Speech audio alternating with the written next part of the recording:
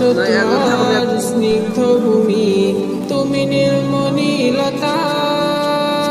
কাশফুলের মতো শুভ্র মেঘ তুমি আমার